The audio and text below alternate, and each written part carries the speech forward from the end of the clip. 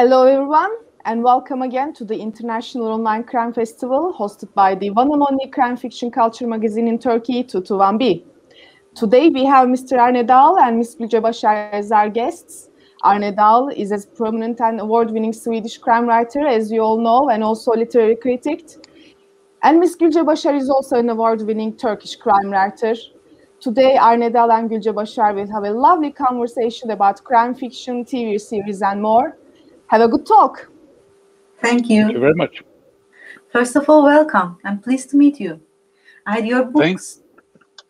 Well, thank you very much. Thank you. I had your books. Have you seen the Turkish publications of yours? I have. This is your final trilogy.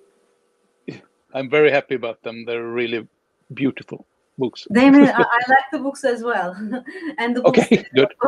I had worked in a publication company. Therefore, it's important. The cover is important for me too. And in addition to inside, so I was very interested, very excited, and particularly at some point we'll talk about it. And I have questions in hand. Some of my own and your readers. Yeah, I know some of your readers closely. Okay. In my relatives. And I have many questions. So, again, let me start and then we can come back. First of all, the generic question. How did your journey as a crime writer start? Were you always in the crime genre? And how did you get inspired? Just before asking this, I want to remember that I read your biography, of course, and learned that you are also a literary critic. Well, I am also a poet, and in Turkey, in my position, they put me in this. They try to put me in the slot of the crime author, the people of poetry or high literature, and I have some troubles here in that case. Do you have a similar problem, or how is it experienced in Sweden? Yeah, two different questions, really. Let's start with the second one. I was not always a crime fiction writer. I've written other things. I started out as a very ambitious young poet, trying to conquer the world as a brilliant writer. I realized that it was practically only me reading my books, which isn't very good for a writer. There has to be other writers. Perhaps waiting for the time to be rediscovered in the future. Yeah. So, but it is a bit difficult to be kind of both literary and crime fiction writer. There is some kind of conflict in there that's very interesting. Either you are a crime fiction writer or you're something else. And to me, it's a bit problematic because I always invest everything I have in whatever I write.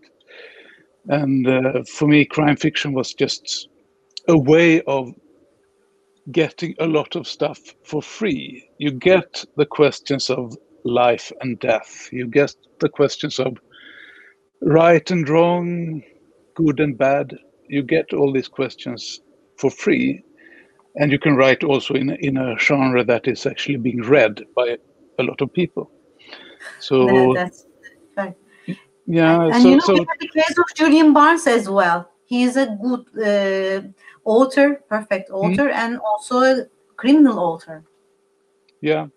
And to me, there's no difference, really. It's always about, life and death and good or bad or fate or chance or love or hate. I mean, it's what all good stories are about. And crime fiction just kind of squeezes it and becomes a little bit stronger in certain fields of this literary universe that we're in, all of us. and you can not get away with a slow tempo or some lazy storytelling. In crime fiction, you always have to be on the edge while you're writing to make sure that people keep reading and keep being interested in a good story. It's a big challenge, isn't it? When I decided to write a novel, I chose the criminal side because I felt freer in that. Because I like action, I like the. I feel the terror of being given up in every line I write, both in poetry and in criminal novel.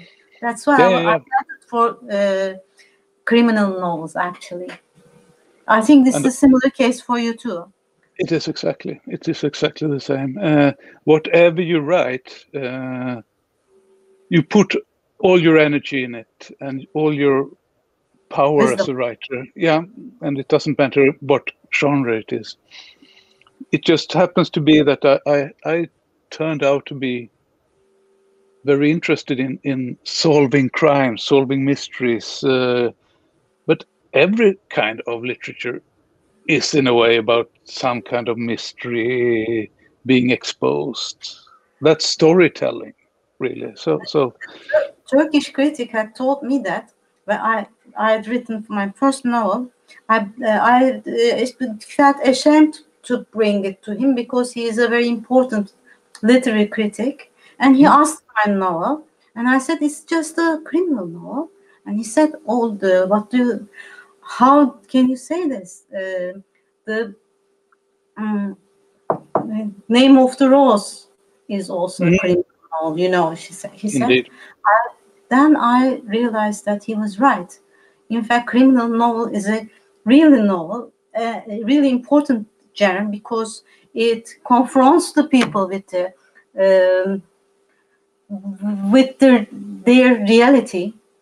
Because each of us carry a criminal inside. Everybody has a criminal inside, and we face our instincts, some of perhaps, and we confront with ourselves. Yeah, I completely agree. By reading crime fiction, you get a little bit closer to your instincts, so to your something very primordial, something very old that's buried inside you, and fighting against evil.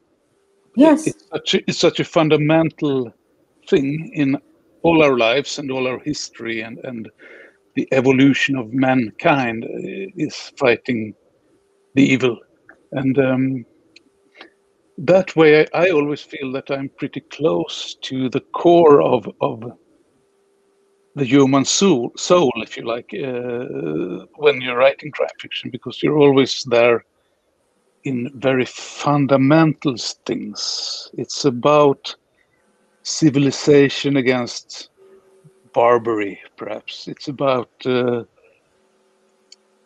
right against wrong. And it's especially interesting in the zones in between right and wrong, good and bad. And that's in the gray zones between the extremes. That's where the interesting stuff happens.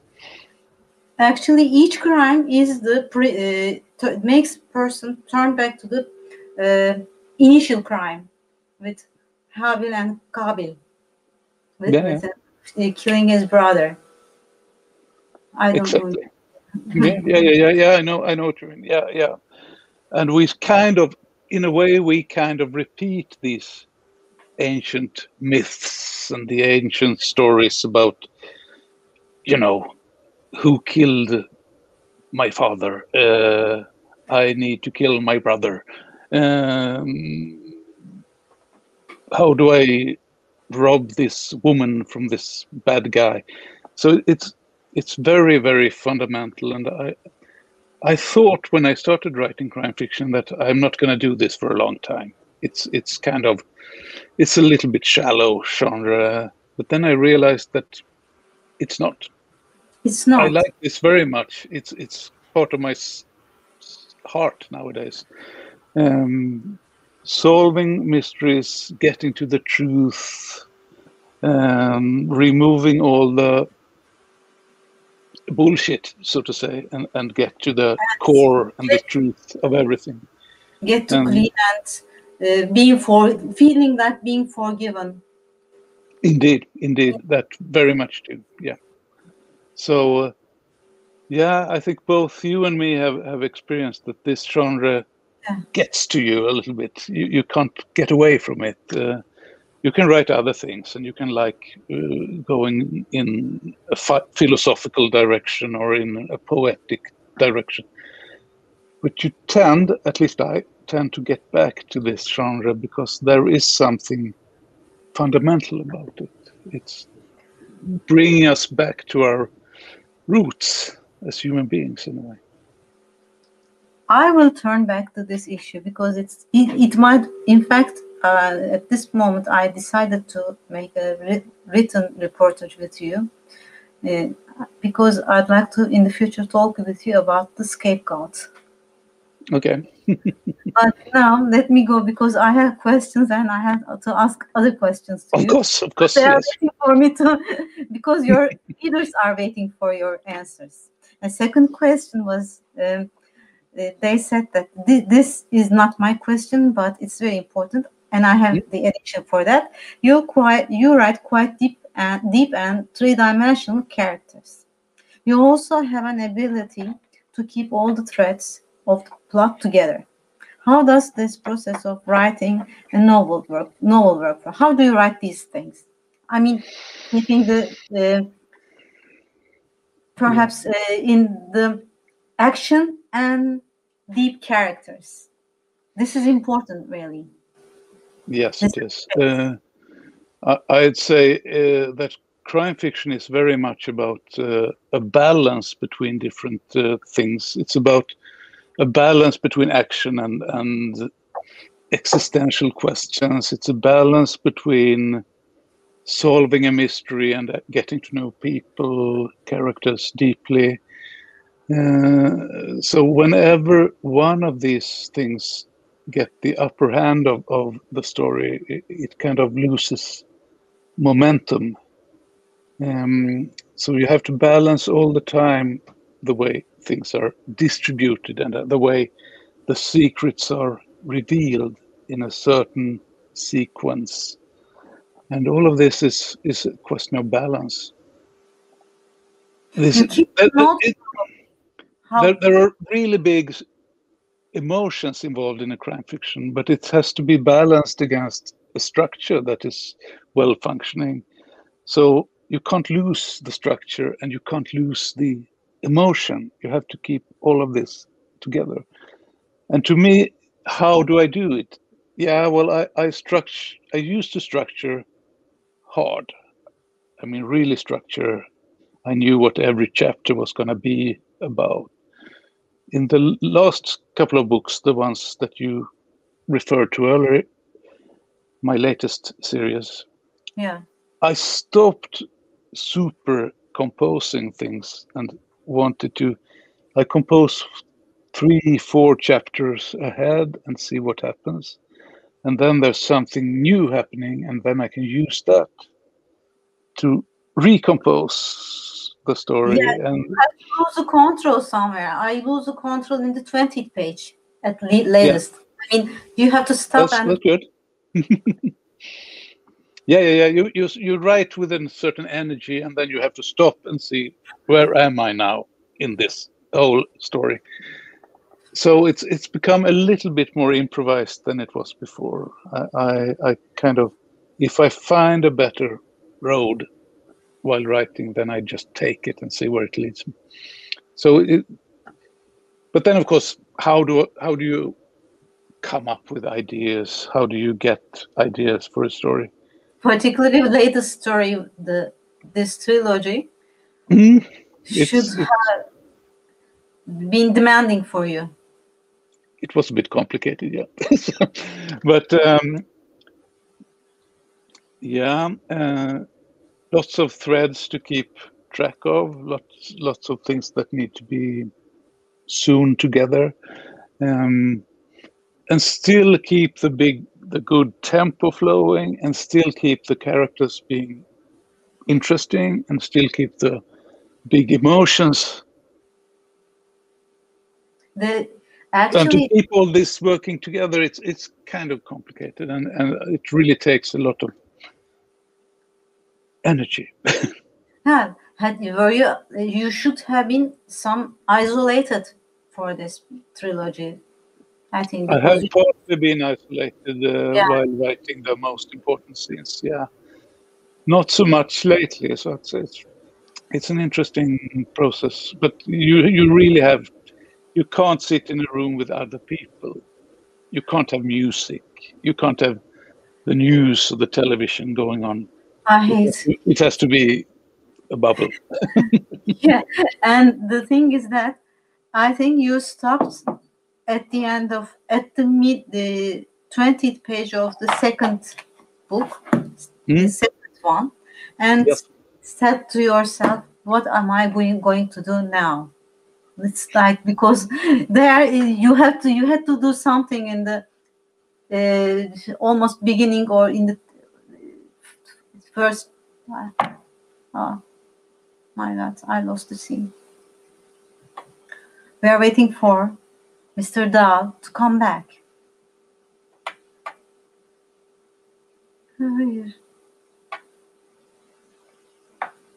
I don't know what happened there. Okay. And you made your decision here somewhere and went on. I felt like this because at the beginning of the second book, I asked myself, my God, how will he end up the third book? But I kept myself from looking at the end of the third book. Yeah, okay. Thank you. Yeah. Well, that was a bit special because I had a different book in mind, and then I realized at a certain point that, gosh, I have a much better book here buried somewhere, and I need to go with that flow and see what happens. So that was very interesting. It really changed the book in a way that I hadn't done before, and that was interesting. And a third question is that there's a strong tradition of Nordic noir, beginning with Martin Beck, extending all the way with modern authors like you. How would you describe this tradition, and where do you see yourself situated in this tradition? It's a literary question indeed. Yeah, it's a historical question. Okay. Yeah.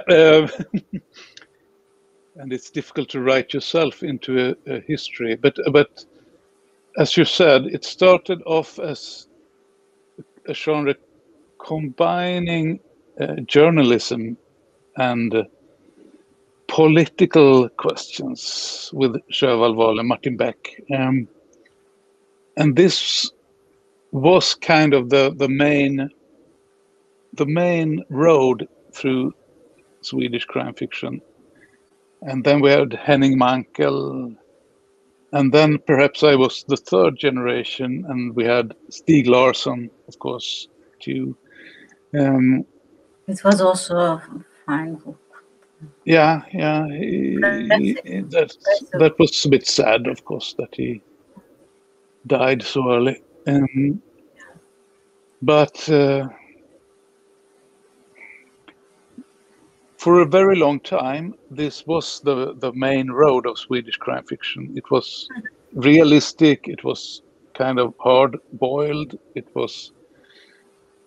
had political aspects, and it was mainly written by journalists.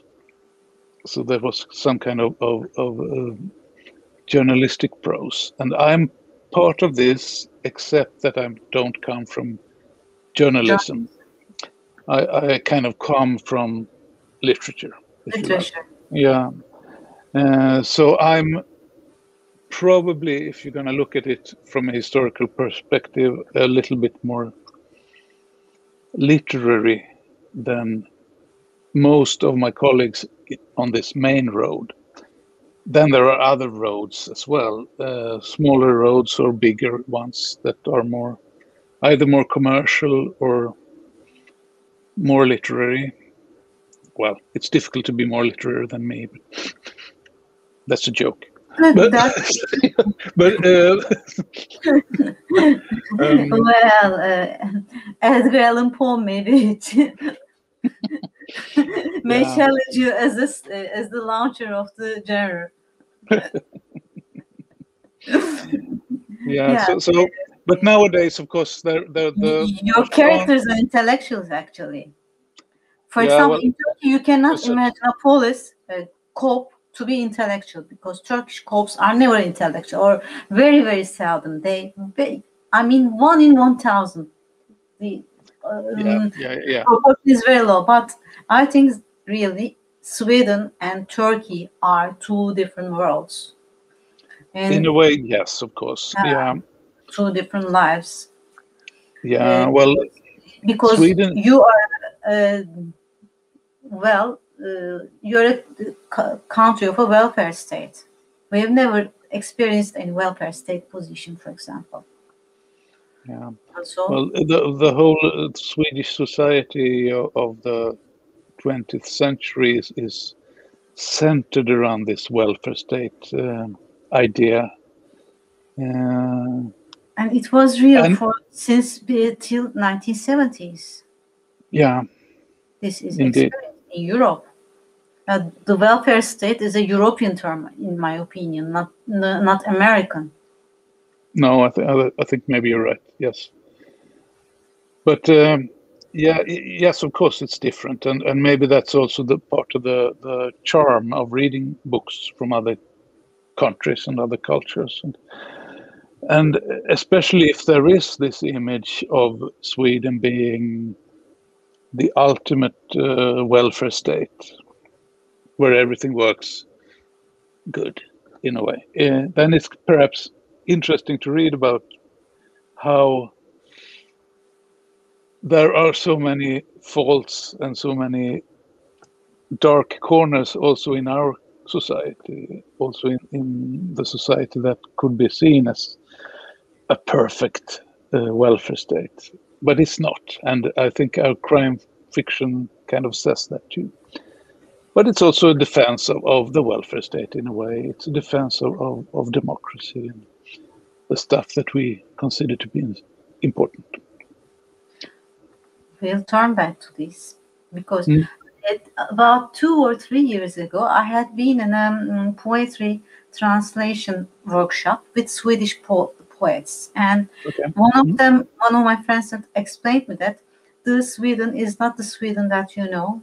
Things have been changing in starting with the education, and everything it's not the old welfare state that you know. However, I know people from Germany. Yes, Germany's welfare state position also has declined a lot. But even under these conditions, you are among the best in the world. I mean, the rest of the world is quite worse than Sweden. And once we had the ordinary Turkish people may know that the level of suicide is high in Sweden. We had such an, I don't know if it's true or not at this moment, but but it can be a bit of a comfort to see that all these countries that are supposed to be so good and so well functioning, they also have their dark corners, like the high suicide rate, for example. I'm not sure if it's really true nowadays with the high suicide rate, but it's still there, of course, and there are still so many tragedies in any country and any society that state. Yeah, there is no perfect state, and there is no perfect human being around, and we're just trying to make the best of it. And I think we did that pretty good after all through the 20th century.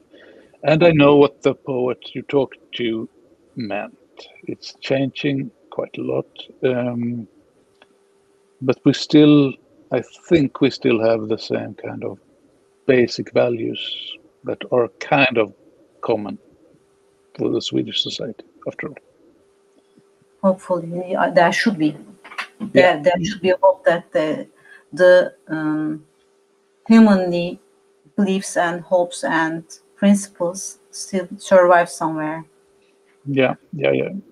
Well, it's still there. It's still there. It's just that we are early adapters to everything in Sweden.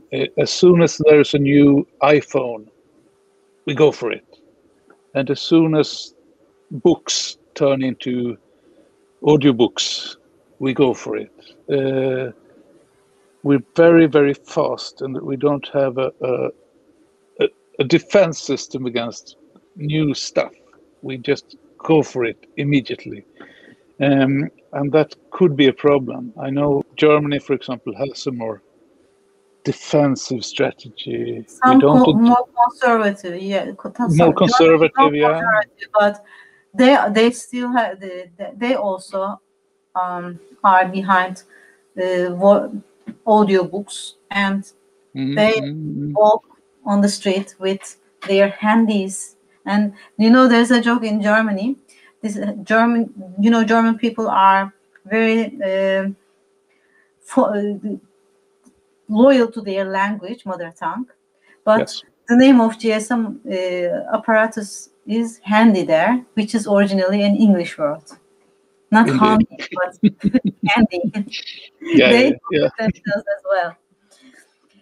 So you said you don't like movies and television, but you do a job for movies and television. You, I think, write scenarios, and more than that, you should. I think you are a better TV follower than me, because I don't follow. What are your favorite movies and TV series? There is another. Well, I may have said that I think that the TV series and the movies are very different. It works in a very different way. Your mind doesn't have to work as much, that's for sure. So I've become a little bit conservative when it comes to reading. I'm not a natural conservative. I'm a Swede, so we are just progressives. But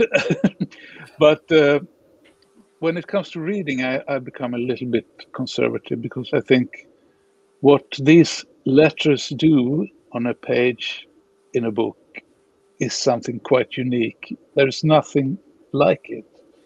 The way it transforms these small sentences into whole worlds in the brains and the minds and the souls and the heart of the reader is much more amazing than a gigantic action scene in a Marvel movie, for example.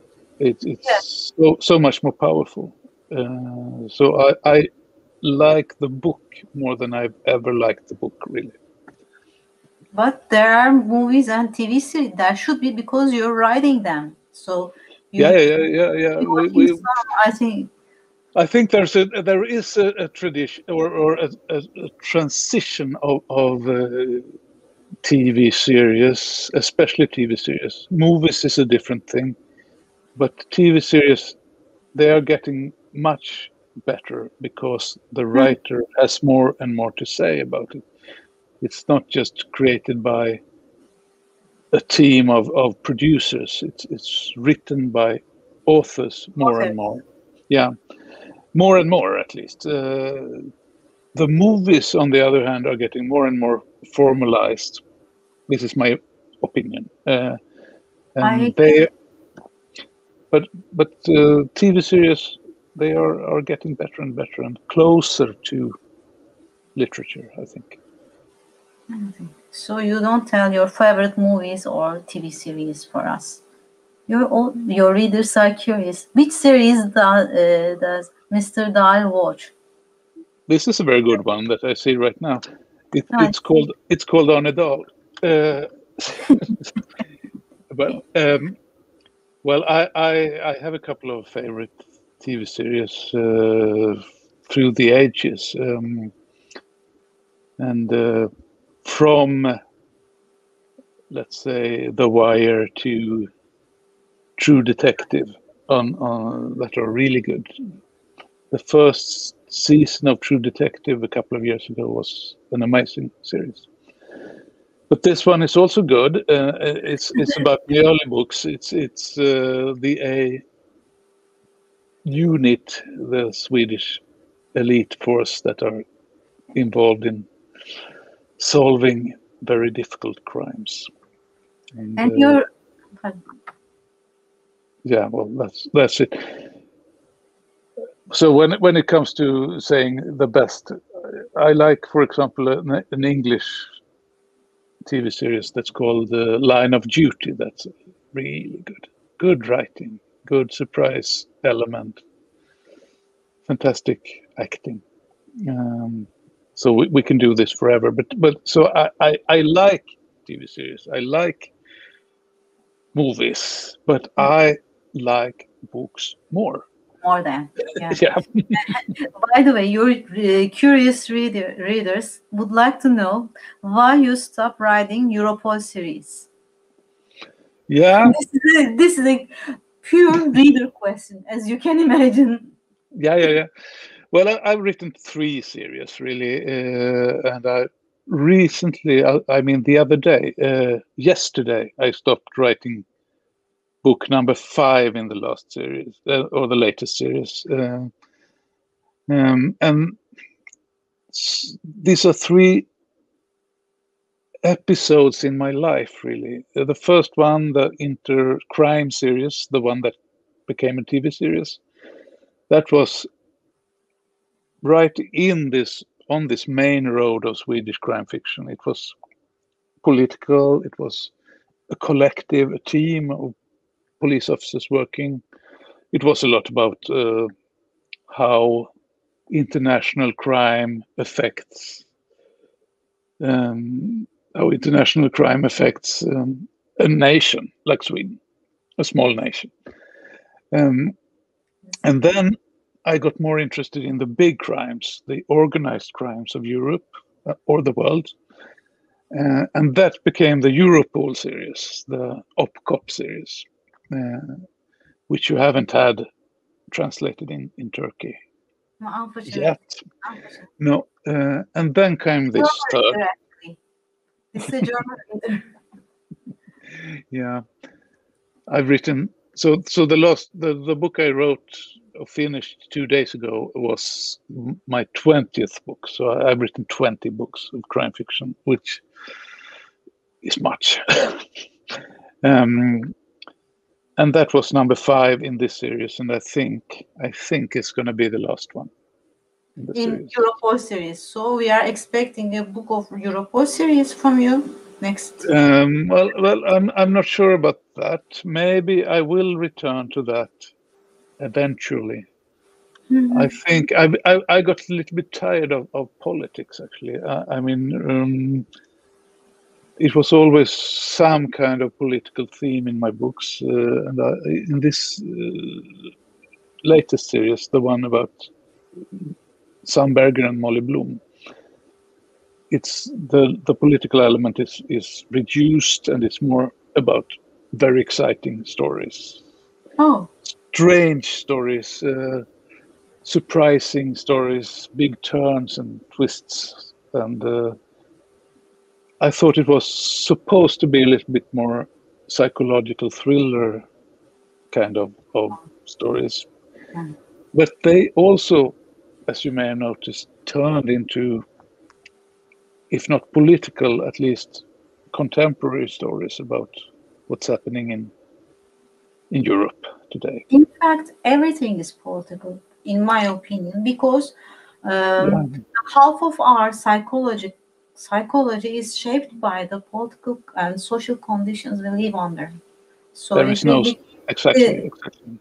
There's no.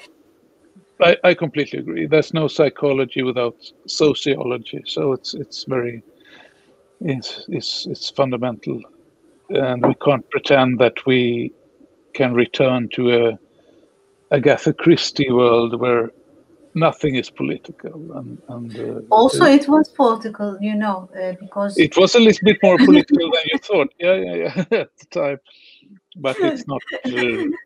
Edward Slade has seen the politics in it, and it's a little bit more hidden. Yes, but it's very good. I love her too, but it's not. It's interesting because that's the kind of hidden political structures, and then we in Sweden in the 60s, 70s, we started with this very obvious political themes. And now in this series, I think they are a little bit more reduced again to something else. I wanted to really just go down into the history of crime fiction and go down to what's the core values of it, and go back into the old ancient mythology of you know, Greek mythology, and back to the Trojan War and back to the tragedies and yeah.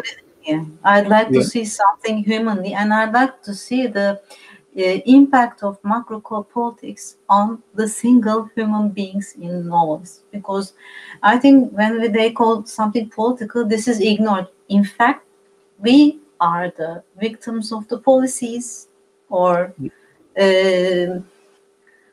object of the policies. So the final single citizen's vision of life is highly influenced by the politics. So this is more important, because if today we lost human values, if we are challenged with human values, including that, coming to my questions, including the serial killers concept, are result of macro politics actually. And I'd like to see this, because if we want to turn back to the humanly uncapitalistic values, we need to see these impacts of single end user and citizen, and final victim of these policies. And victim is not a Middle Eastern child, or it's just citizen of each metropole, for example, because they lost the individual existence with the policies. And I'd like to ask here, I was very interested in something that there was a serial killer and serial harmer, or the serial exploiter, sadistic personality in the book, but these were not the subject of the theme, but they were the tools of the manipulators, who indeed are the centers of the power in the books, because they were abused, they were instrumentalized by them. And the case was that today we are most of the readers follow and chase the serial killer stories, and I think this is also a consumer society feeling, because you know, the psychology of serial killer is to be discovered, to be popular, to be well known, things like that. These are included in the serial killer psychology. But you just turned it on the contrary, you figure them as the tools of the big manipulators. How really do you think so? How did you? How is it seen from your point of view? You mean how? How did you realize this? Do you really think, because do you really think that the serial killers are manipulated also by bigger powers, including the capitalistic or powers? I think they are more perhaps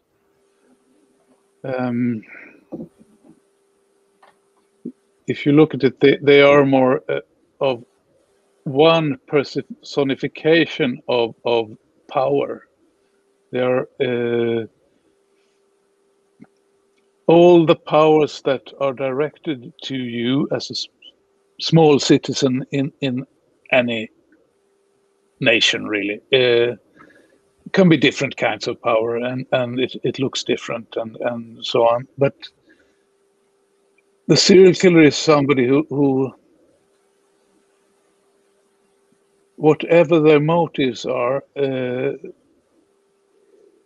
he's absorbing all these different kinds of power and turning it into his own power, which is always interesting. And you can do that in many different ways.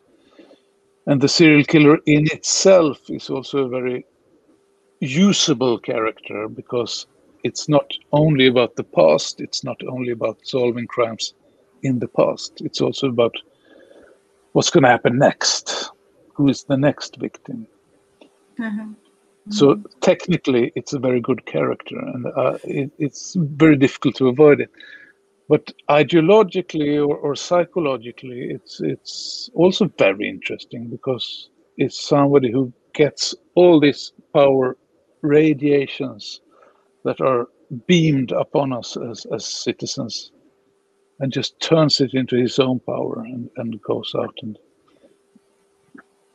and do his sadistic stuff, or whatever it is he does, or revenge, or just anger. And that makes them open to be used to manipulated too, because bigger powers. Absolutely, because they usually. Okay, it's very difficult to talk about all serial killers, but it's interesting that they seem to want attention. They seem to want to be admired. They seem to be wanting love, in fact. Yes, indeed. Or maybe some sort of, again, being forgiven by something they don't know, because they being a part of the society. Yeah. So it's also a way of in a way, it's a way of getting into a society that you're out of. Yeah. Yeah. So it's a character that there are not so many of them around, but Thankfully. It's very usable and very interesting to talk about them. And today the reader loves reading the stories of the serial killers, you know.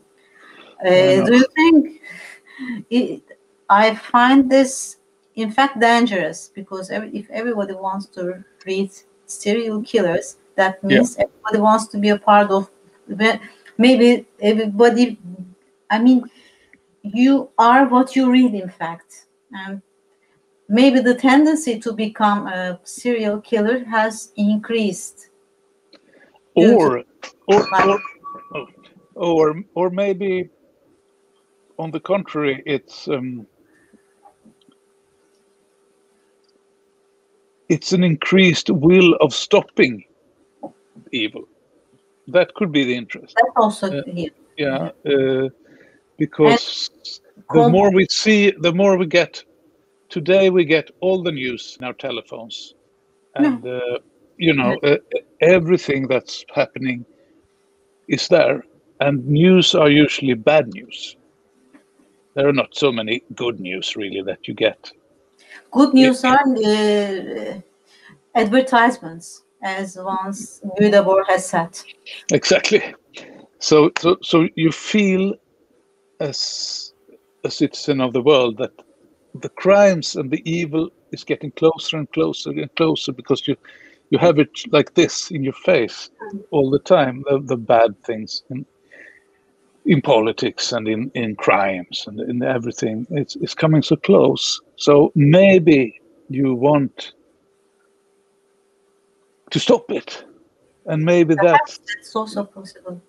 That's also a possibility. I don't know, because I agree with you. It's difficult to interpret. Also, as a writer, am I really just wanting to stop this evil? Because that's what I tell myself always as a crime fiction writer, that it's about justice. It's about getting the truth. It's about getting the bad guy. It's about balancing up something that's unbalanced. My God. But Creating maybe there's another part of it. Clean the society, my God. Creating a scapegoat to clean the society, my God. Yeah. So yeah, it's very complicated. Yes, you get the whole society in this character, because he takes and carries the whole burden of power in himself, and then we get him. We as writers and they as readers, they get them, and everything is fine. That's a dangerous thing too. I agree. Now I have a hard question. We have been talking about the criminal stories that make us confront with ourselves, with the society, with the system. Okay, but Theodor Adorno has written in 1960s a book about mass culture, and he also includes as his followers the criminal stories, criminal movies. He particularly mentions the movies, in fact, but bestseller popular books are included in his discourse, and says that these novels are included in the culture of capitalism, which functions to keep people in line. This is another aspect, And since you are also a literary critic, what do you think about such approach? Because you see the bad example, and what happens to the bad example, the outsider of the society in criminal books as well. So you feel satisfied with the justice you find in the criminal book novels, because the justice takes place in the end, and you start being a part of the wronggoing, misgoing capitalism life, in which you lose yourself as a human of own will, because they shape your will as well. What do you think about it? Have you ever considered any way to escape from it in your novels or all through your literature, let's say? How did you overcome this risk? How did you fight with this? Because you are not an ordinary criminal author, but a literary criminal author, and you are extremely wise about these. I know. This is a hard question. It's my question as well. I ask myself. It's a good question. Yeah, it's a good question, because you have to ask yourself that as a crime writer, I think. Because there is always a risk of just becoming conservative in a way through the form, because it's always following the same rules, and the bad guy gets caught, and then there's some kind of sunshine at the end. I'm not. So you have to. I try to work, at least if I can, and as much as I can, to work on different levels. So on one level, you have a good action story. On another level, you have a complicated mystery story. And on another level, you have some kind of existential questions that are going deeper into the soul of the human being, in a bad way and in a good way. So I love personally to read books with several different layers in it, several different levels. And you can read it very easily and just go through it and follow it and see it like a James Bond movie. And on the other side, and you can start looking at the characters and read them as character novels and forget about the story. And maybe you can find some philosophical aspect of it as well. But we are always fighting the fact that we have to include many more elements than in most other kinds of literature. We have to have the killing in one way or another. We have to have the suspects. We have to have the clues. And we have to have the threads that go through. And we have to find the red herrings, the wrong turns. And we have at the end to have a closure that closes everything.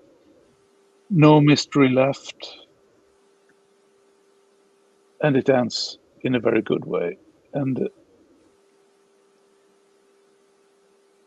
if you manage to have a functioning story on several different levels, then you can follow the traditional way of writing a crime fiction story in one way, on one level, and turn it into something else on another level. And that's my ambition and hope that it's possible to do that. And this makes people think deeper about things, overcome the superficial spirit of criminal story, and then if one gets used to thinking deeply on some issue, he'll probably prefer thinking deeply in another as well. Do you mean this? Yeah, and you can kind of choose as a reader if you want to read it on a slightly more deeper level, where you actually have to think about who was this killer, what was happening, what was his real motives, and how did he or she get to be who he or she was. Yeah. Yeah, but you can also just read through it and get a good entertainment story. But if you can manage to somehow tie these different aspects together, then it's, for me, the perfect way to do it. It's like going into a myth and presenting it to a bigger audience. Thank you. Thank you for answering this question. This is what I ask myself all the times, even writing a poem as well, because it's the same problem. When you think or work against some idea, and when you reject something, you also legitimize it as an existence. For example, I completely agree. But when you say this is anti-democratic, you, in a way, make people get used to the existence of this anti-democratic practices. So I see exactly what you mean. Yeah. This is the problem all the time. So let's come to a female question. You open discussion. This was interesting for me. You open discussion about gender in your trilogy, but the debate does not go deeper. It's understood that you're careful in balancing contribution of the male character and the female characters. In this trilogy, this was very clear. So you are it seems that you are the last author to be questioned for being male-oriented. Except for one thing. Your brightly intelligent female character keeps the suspects on herself till the end of the book. In fact, I'm curious about the answer of such a question as, are the intelligent women really the usual suspects? Because my intelligent character had the same destiny in my novel too. People disliked her because she kept all the suspects on herself, and she played with all others in the novel, and you have a similar character, and the people dislike her. Yeah, I'm talking about Molly Blum, you know. Well, I don't know exactly how to answer that, but I can say it's always been the privilege of being a writer that you can be anybody. You're allowed to be anybody. You're allowed to be female, if you like. You're allowed to be old, young, black, white, anything is possible. And that, to me, remains an important part of literature, that you can try to imagine what it's like to be any kind of person. And it's become very interesting to try to write really good female characters, especially in a genre that's filled with macho attitudes and females being victims and males being the bad guys and the smart guys and the important guys. So I've from the beginning of my writing, really, if I have a male main character or protagonist, there also needs to be a woman. In the early books, I had like a couple that was really working well together and functioning well. And in this series, the Berger and Bloom series, I think Sam Berger and Molly Bloom, they're such a strange and odd couple that I thought the combination of these two people were super interesting. Quite fun. I liked it.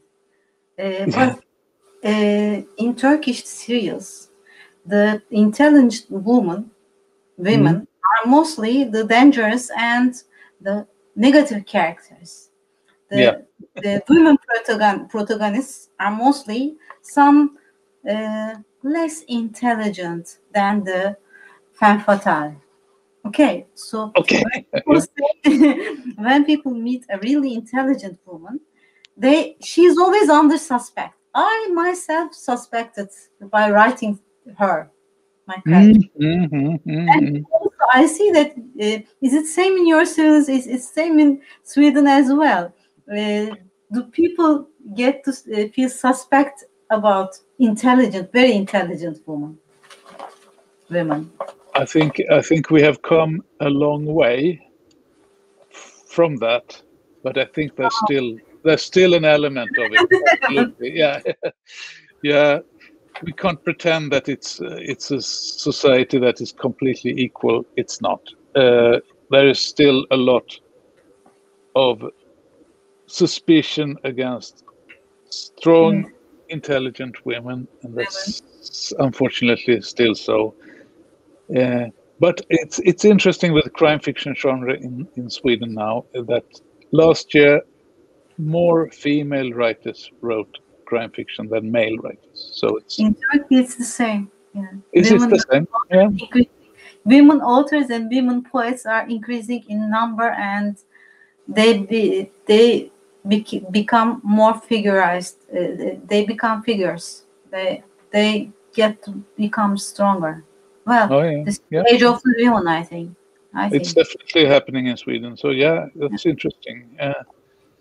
Because it wasn't very long ago, this was a very male genre, very masculine genre, but with the hard-boiled detective and the femme fatales and the victims were always female, and so on. Yeah. So it's also interesting to try to write about a really evil female character. That's also very interesting to try to do. I think very easy, because if she's a woman, she may do everything. She may,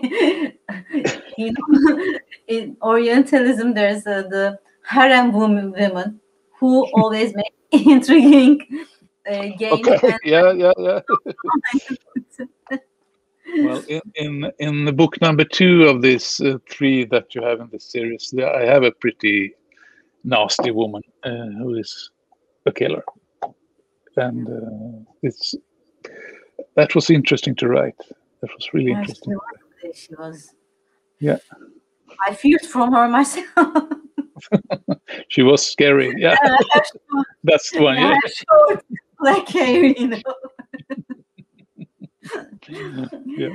And your books are filmed, and you write scenarios as well. I feel something like that. You didn't want to give your characters to someone else and preferred writing the scenarios yourself as well. Is it this way that you like to write scenarios of the movies, serials? I haven't written that much. I was involved in writing one Swedish TV series before my own books became a TV series. And my own books, I didn't write the screenplays to that. You didn't? No, I didn't do that. I was kind of watching it and looking at it and conversing a lot with the people who did. But I didn't do that myself. It was more the other way around, actually, that I wanted to see what's it going to be like in somebody else's hands. And at the same time, I had written about these characters for 10 years. I didn't want them mistreated. So it was a bit of a balance. I think it turned out to be good after all, but difficult to turn your own children to somebody else. Yeah, we had written with a friend that I had rewritten his story from some other perspective, and he said to me the same thing. I give my child to you, and you reshape them, and I'm glad they were happy in your hands. And it's very hard because if you didn't create the character, I would feel bad about it as well. To admit. Yes, but it's also the same moment you publish a book, you give it away in a way. The characters. Everybody have their own image of it. Everybody has their own idea of who Samberger is or Molly Bloom is. That's why you describe them very deeply, and you order us them to imagine rightly. Your characters are very clear. I know, I've seen Molly, like, I'd like to have met Molly, or I think I know some Sams around. There are probably a couple of Sams around, yes. I know Deers, I know. And thankfully, I don't know that woman. I don't remember her name at all. And here I ended with my questions. Yeah, these were my questions. So, is there anything you'd like to add for me as well? I wish some, or no, not in itself. I think this was a very nice talk, and thank you. It was very nice to meet you. And it was my pleasure to meet you as well. Thank you. And when it's possible, I'd like to come to Turkey and talk to all of you. You're welcome. Yeah. Thank you very much. Thank you very much. I hope you had a good time with us. I did. Absolutely. Thank you. Thank you.